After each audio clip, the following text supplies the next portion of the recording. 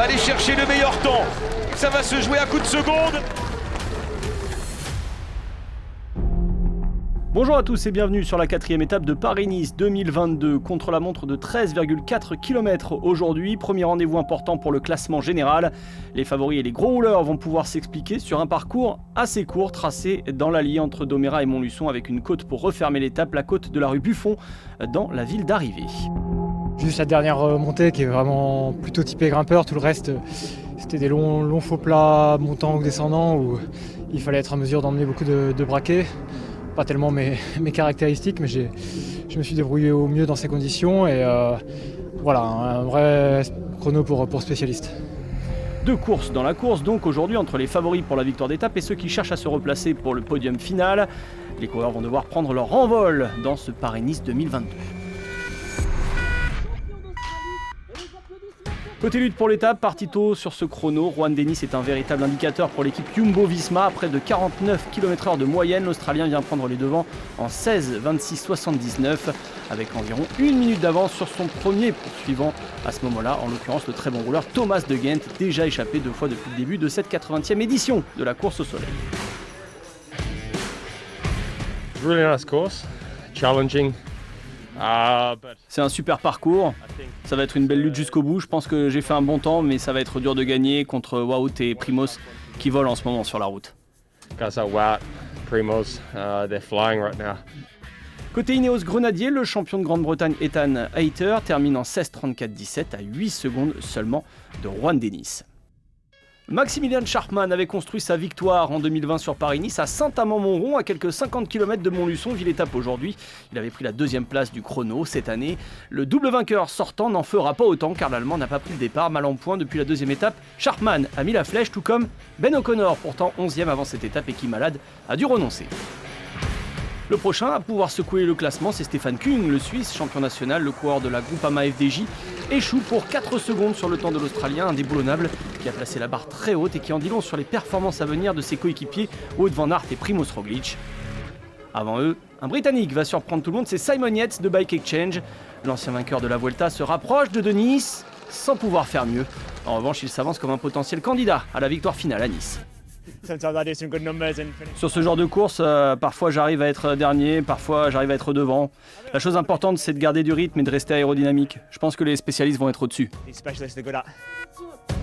Arrive enfin le départ du trio Jumbo-Visma qui de Roglic, Van Aert et Laporte va aller titiller Juan Dennis et surtout qui va être le nouveau leader de cette course au soleil.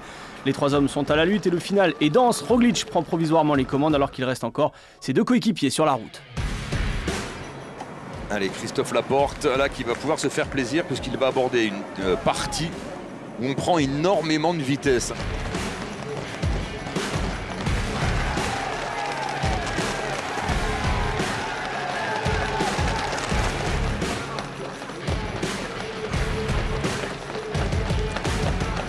Wout van Aert est en train d'en terminer et Wout van Aert est à la lutte avec Primoz Roglic. Il va passer devant, Il lui reste 100 mètres à faire. Wout van Aert, il n'y aura pas grand chose avec Primoz Roglic. Est-ce que Wout van Aert, le maillot vert, va aller chercher le meilleur temps par rapport à Primoz Roglic? Ça va se jouer à coups de seconde. C'est bon pour Van Aert, 2 secondes 10 d'avance sur Roglic.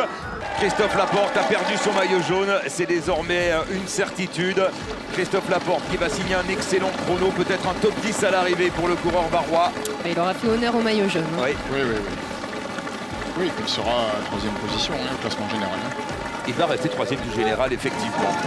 Alors il n'y aura pas de quadruplé pour la Jumbo-Visma, mais un triplé tout de même avec la victoire de Wout van Aert devant Primoz Roglic et Juan Dennis. Christophe Laporte aux portes du top 10.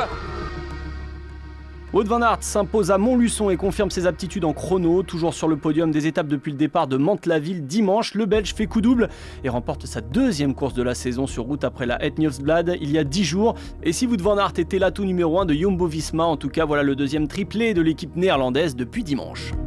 Je sais très bien ce que représente ce maillot emblématique. Et vous savez, j'espère bien le porter encore à nouveau cette saison. Stefan Kung est le premier coureur derrière les Jumbo-Visma sur ce chrono à 10 secondes de Van Aert. Pour le général Simon Yates fait une belle opération en terminant à 11 secondes.